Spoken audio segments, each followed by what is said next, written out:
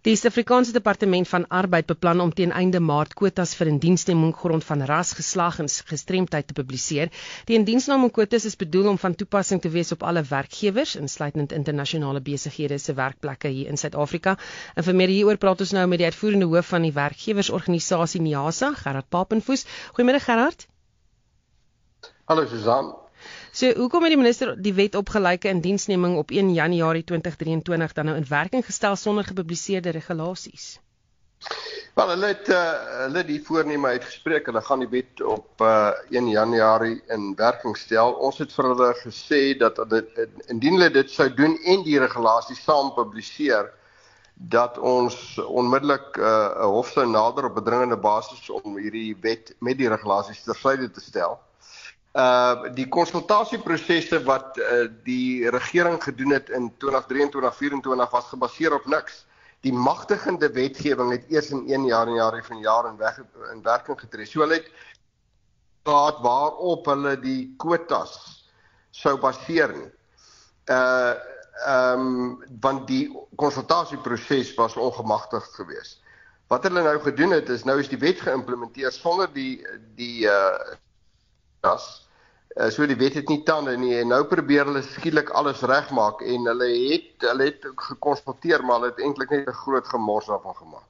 So wat is die nut van die wet as daar steeds geen duidelike kwotas of riglyne in plek is nie? Wel, jy weet wat ons betref moet die hele wet by. Ek meen die wet is die wet is 'n inmenging in dit dryf in teen die gees van entrepreneurskap.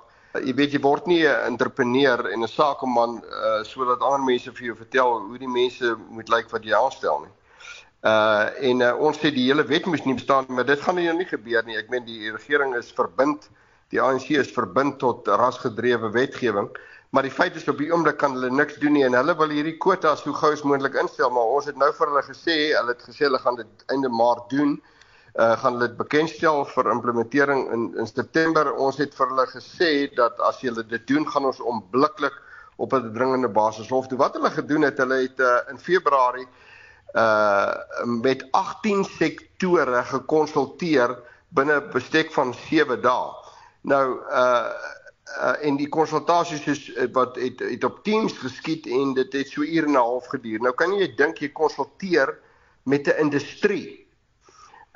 Byvoorbeeld vervaardiging bestaan uit 15 subsektore en jy in daai uur en 'n half gebruik jy 1 uur en 'n kwart om vir die ouens voor te lig en dan gee jy so 15 minute tyd vir konsultasie. So dis absoluut absurd, maar hulle het ook nie eers hulle huiswerk vooraf gedoen nie. Hulle moes 'n klomp goed gedoen het voor hulle by konsultasie uitgekom het. So ek dink ek hoop hulle besef dat hulle gaan hulle vasloop as sodra hulle hierdie kwotas publiseer en hierdie hele proses van vooraf begin. Hierdie is 'n omvattende proses want daar gaan geweldig weerstand wees daarteen. Jy kan nie jou besigheid op 'n spreadsheet bedryf nie. Daar's baie meer kompleksiteit in besigheid om te kyk na die kleur van mense en dan mense in posisies in te plaas. Dit kan nie wees nie, dit kan nie gebeur nie. Hierdie ding gaan éventueel misluk. Die hele wetgewing gaan eventueel misluk. Die vraag is hoeveel skade gaan hulle aanrig voordat hulle besef dit kan nie so toegepas word nie. Baie dankie, dit was die uitvoerende hoof van die werkgewersorganisasie NIASA, Gerard Papenfoes.